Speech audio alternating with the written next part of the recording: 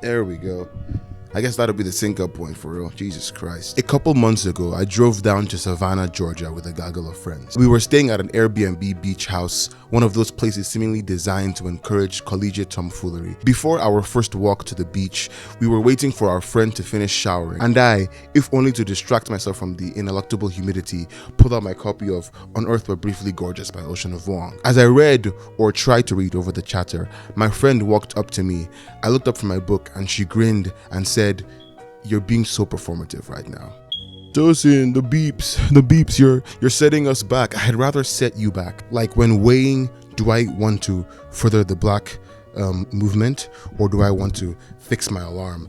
I'd rather us go back like several decades. I'd rather I took the expression, "you're being so performative right now," literally, because I knew of no other way to take it, and asked her follow-up questions. Was it the book I was reading? The lack of engagement in the discussion? Was it the way I cuffed my trousers? Last time I went for the hipster look. The more questions I asked, the more the joke seemed to die on her tongue. She eventually left, and I went back to reading.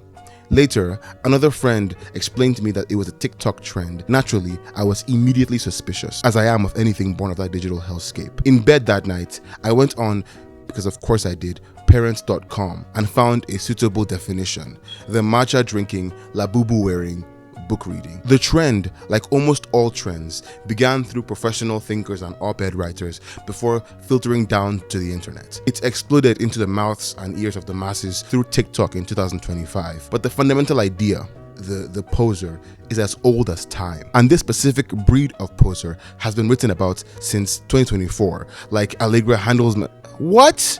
Allegra Handelsman. You know, when you write it out, it seems easy, but you never have to say it out loud. Like Allegra Handelsman's I Wouldn't Date a Man reading Catcher in the Rye, published in the Times. The performative male is, first and foremost, a trend, but I think it's also a manifestation of something else, something that has been accumulating for a while now. Books have always been social signifiers. Recall that photo of Bill Clinton reading The Alchemist. But now they've become ways to be. We occupy a world trapped behind the camera, and I'd argue that does something significant to the way in which we view each other and ourselves. We are always posing, I think, always trying to find our best angles. Books, time and time again, prove themselves to be our best angle. And we have to address that it's not all books that label a man performative. You'd be hard-pressed to find a man called performative for reading The Subtle Art of Not Giving a Fuck or Jordan Peterson's ever-pervasive 12 Rules for Life. Non-fiction, particularly self-help, has taken a not at all subtle shift towards male-centered issues and ideas. As of the time of writing this, the number one book on the New York Times bestsellers list under advice, how-to, and miscellaneous is Scott Galloway's Notes on Being a Man, which is so convenient, I feel as though I am lying while writing this. But why is it that the industry has found it so much easier to market non-fiction to men? Partially, it's due to the sheer utility of it all. 12 Rules for Life and Notes on Being a Man promise to break down the concept of masculinity into digestible rules, something you can take, apply, and be instantly transformed by, like antidepressants or creatine. Fiction, by its very nature, tends to be elusive. It is the exercise of uncovering a truth through the act of lying. A significant percentage of the non-fiction we see boil down to expanded versions of motivational posters. Atomic Habits and Can't Hurt Me offer masculinity, personhood even, as a set of procedures. There is no gradual interior reckoning, just arrows pointing where to go. The distinction is important because performative masculinity is about visibility as opposed to transformation. The only books we see directed towards men tend to be 1, science fiction and epic fantasy, and 2, self-help. We like to think that an industry is purely subject to the whims and tendencies of its spending participants, but that isn't always the case. We have to accept that we are, to a substantial degree, the results of the systems we buy into. So when we, on the subway or on the plane or on the bus, see a man reading The Bell Jar or The Catcher in the Rye, we subconsciously associate the image as something that shouldn't be, as something that is so glaringly incorrect and out of place that it could only occur as the result of a calculated attempt at garnering attention, the way a child will only do its chores without asking when it wants a pat on the head.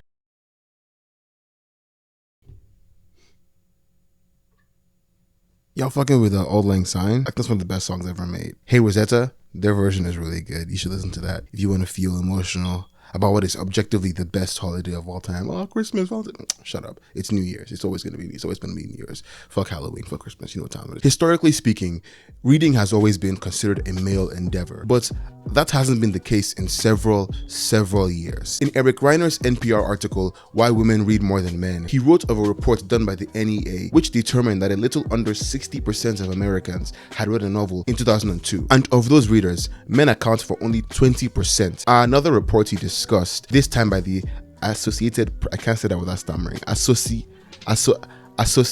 Press, found that even amongst avid readers, a woman typically reads about 9 books a year, while a man will only read 5. There is talk amongst cognitive psychologists that this is because women are generally more willing to tap into a wider array of emotions, which is a significant draw of fiction. Others say it's due to young girls being better at sitting still than boys are. Whatever the reason, that era of the man sitting dutifully at his desk reading while his wife does miscellaneous wife-related activities in the background is gone. Reading has not only become a woman's game, but arguably it's become a safe space for them. It is easy to point the finger at TikTok, so I will. Between late 2019 and early 2020, the seeds of what will become known as BookTok were sown. BookTok consists of creators, usually young, and this is significant, female, engaging in discourse about various aspects of the literary world. The topics span from tropes to genre to medium, and BookTok's strength is in the way it almost de-intellectualizes these ideas. It makes them accessible, fun, a shared game played by the community. Jane Friedman, a reporter who has over 2 decades of experience in the publishing industry, narrated on her blog bits of a conversation with a BookTok creator, Faith Young. Young talks about her experiences as an uncool teenager, spending hours reading in her school library, and how cathartic it was to find the like-minded people who understood her passions and fears and loves. Because in truth, even with reading being a woman's game, even with BookTok making more and more women read every day, female readers are still a fraction of a fraction. BookTok, as massive as it may seem, is in actuality quite cozy and a thing of comfort for women who IRL find themselves alone in their tastes. It is possible that in a patriarchal society, one where young women's interests are constantly maligned and patronized, the freedom of community, of like-minded women all seeking to escape through fiction is an invaluable resource. In her op-ed, The Subversive Joy of BookTok,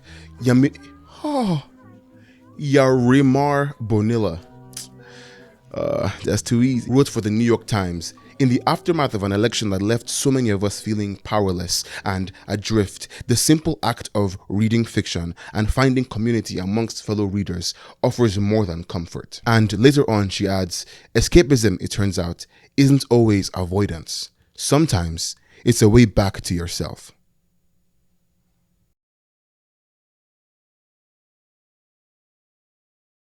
And so it could be that seeing a man attempting to encroach on that escapism arouses a kind of overprotective rage. Perhaps a young girl, ostracized in whatever manner, reads in part to sever the patriarchal strings binding her. And perhaps she finds commune many years in the future with girls who read to similar ends. And perhaps one day she sees a manifestation of that same patriarchy she used fiction as a respite from, sitting next to her on a train, ostentatiously flipping through pages in an attempt to impress her, as if she is a female peacock that could be swayed by pretty colors and sights. And perhaps it becomes easier to understand her rage. Perhaps she's even justified. But it could also be that we are all peacocks. Perhaps we are all performers. In truth, the performative male as a trend has long since passed its crest popularity-wise. And even at its peak, most of the people I saw using it were doing so ironically, as so many Gen Zers are wont to do. But the fact that the stereotype existed in general says a lot about not just the place books have in the lives of readers, but the way in which we identify ourselves. Books, as I said, have always been social signifiers, but in the era of the internet, in an era trapped behind the camera or the smartphone, everything is visual. Everything and everyone is a brand passing along a message. It's in a way bigger than books, but everything from the onslaught of book bannings to the virality of BookTok tells us that books are an incredibly galvanizing image in America today. They change the way a person is watched. In his essay, Fictional Futures and the Conspicuously Young, David Foster Wallace wrote, "We, the audience, receive unconscious reinforcement of the thesis that the most significant feature of a person is watchableness, and that contemporary human worth is not just isomorphic with, but rooted in the phenomenon of watching. Perhaps BookTok itself is performative. When people buy into the platform, we see that they are buying into an aesthetic. Even looking past the fact that it is almost exclusively white written romantasy that ends up on BookTok users' For You pages, when a person poses with their shelves, or shows off the books of the month that made them cry, or lists out the spiciest, most erotic releases of the year, what are we to take from it other than a shared performance, a mass communication telling others, I am this, I want to be this to you, let us be this together. We are all peacocks, waving buzzing strips of green and blue and brown, hoping that in being seen, we can in some primal, inexplicable way exist. My original intent was to denounce the performative male trend as stupid and anti-intellectual, but as I said, most people were doing it ironically. Perhaps it is enough that we are becoming aware of how we pass messages to each other. And as much as I hate that books have been denigrated to the status of cat t-shirts, perhaps it is enough for us to hope. Hope that when a man picks up the bell jar to impress the beautiful young woman who rides opposite him on the subway, he might, if only by accident, glance down at the words and for a moment forget that he's being watched at all. Are we done? Yippee! Yo, what's good, little nigga? On April 1st, I have a new book coming out. It's a collection of short stories called In Wonder, Your People. Stories that I've been writing over the course of about a year and a half through my classes and also out of my classes as well. So if you would like in any way to support me, you can do that through there. Or my other books, but those aren't as good. Or my Patreon. I have that as well. That's all right? Okay. All right.